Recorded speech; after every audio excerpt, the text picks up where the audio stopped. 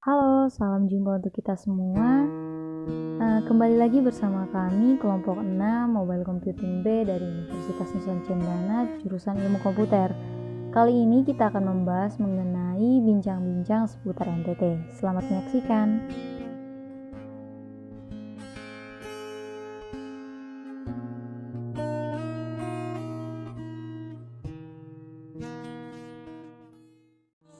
Nusa Tenggara Timur merupakan salah satu provinsi yang terletak di bagian selatan Indonesia dan sering disebut Loba Mora.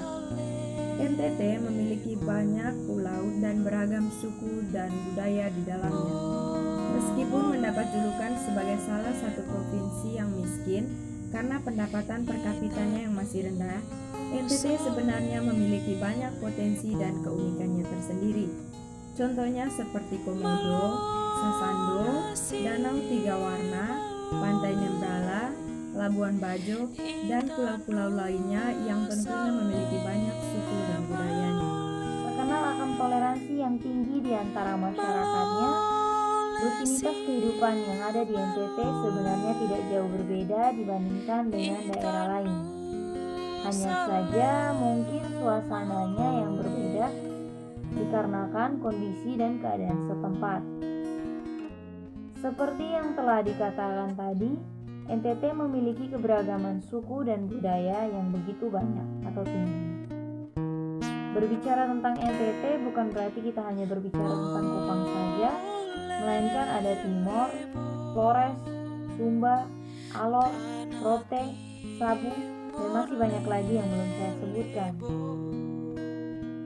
Dan semua itu memiliki etnis, adat istiadat, bahkan ciri khasnya tersendiri. Mulai dari makanan, pakaian, adat istiadat, bahasa, bahkan kebiasaan sehari-hari pun juga berbeda.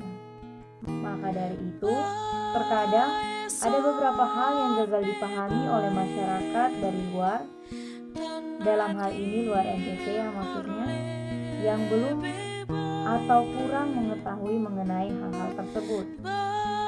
Maka dan sebab itu, sebisa mungkin kami akan menjelaskan mengenai hal-hal itu atau memberikan informasi seputar hal-hal tersebut.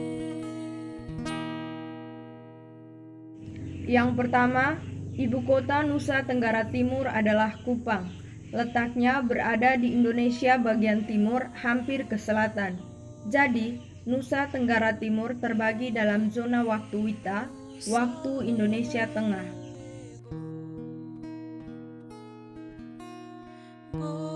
Berikutnya adalah bahasa. Bahasa di NTT bukan hanya menggunakan bahasa Kupang. NTT memiliki begitu banyak bahasa. Salah satunya adalah bahasa Kupang. Mungkin mayoritas dan yang kelihatan di luar itu adalah bahasa Kupang. Untuk bahasa Kupang sendiri sebenarnya tidak jauh berbeda dengan bahasa Indonesia. Hanya saja ada beberapa kata yang berbeda. Seperti beta, itu artinya saya. Terus sonde itu artinya tidak. Dan ada beberapa kata lainnya yang berbeda. Untuk selebihnya masih sama dengan bahasa Indonesia. Mungkin yang membedakannya di sini adalah dialek atau logatnya.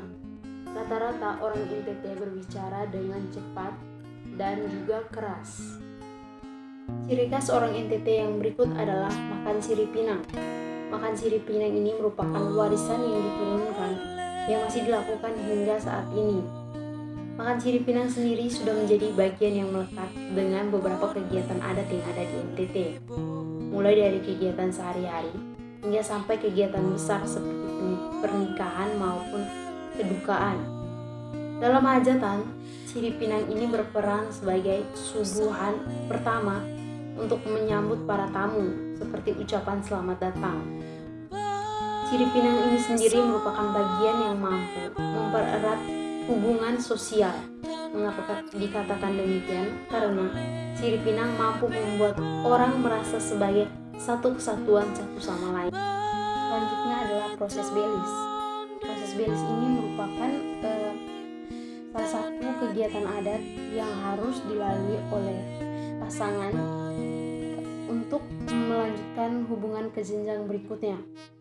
Belis ini selain dipandang sebagai tradisi yang memiliki nilai-nilai luhur dan bentuk penghargaan terhadap perempuan, namun satu sisi juga sebagai pengikat tali kekeluargaan antara keluarga laki-laki dan juga keluarga perempuan.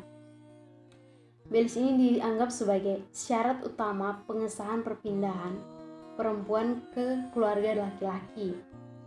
Untuk NTT sendiri, belis itu beragam, bisa menggunakan emas, perak maupun hewan.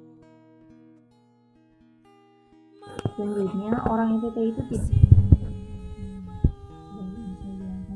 suaranya agak keras-keras. Nah, di sini ya memang seperti itu wataknya. Kita biasa teriak mungkin, nggak pelan-pelan gitu. Jadi ya suaranya agak keras-keras. Terus rambut keriting, kulit mayoritas ya gelap. Tidak semua hitam, ada juga yang terang, tapi tidak semua. Ada yang gelap, contohnya saya gelap ya bisa.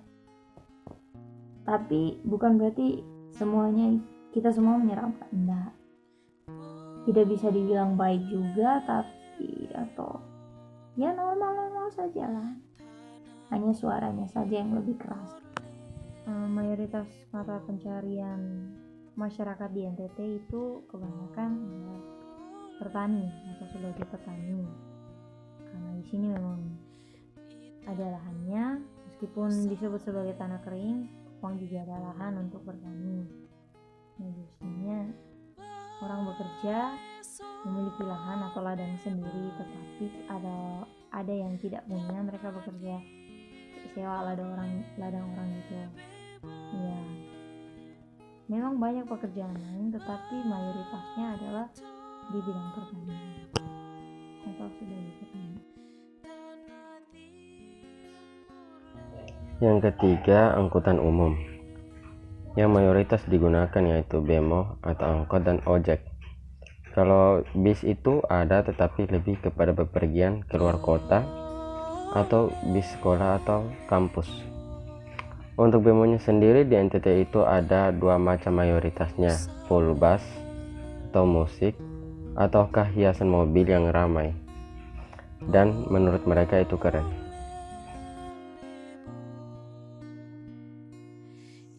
Yang terakhir, kuliner. Beberapa kuliner andalan dari NTT itu ada jagung titi, yaitu jagung yang diremuk atau digeprek lalu disangrai.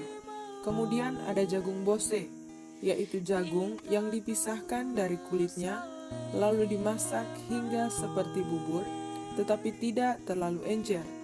Yang berikut ada sei, yaitu daging asap, jenis daging babi atau sapi, yang dimakan dengan sambal, dan masih banyak lagi. Belakangan ini di Kupang ada beberapa kuliner malam yang biasa dicari jam 12 malam ke atas yang cukup laku, yaitu nabas, nasi babi panas, dan nasi goreng. Hai, terima kasih sudah menonton. Mohon maaf apabila ada salah kata atau kata-kata yang kurang berkenan. Selebihnya ini saja informasi yang mungkin dapat kami sampaikan. Like video ini jika kalian suka. Sampai jumpa di lain waktu.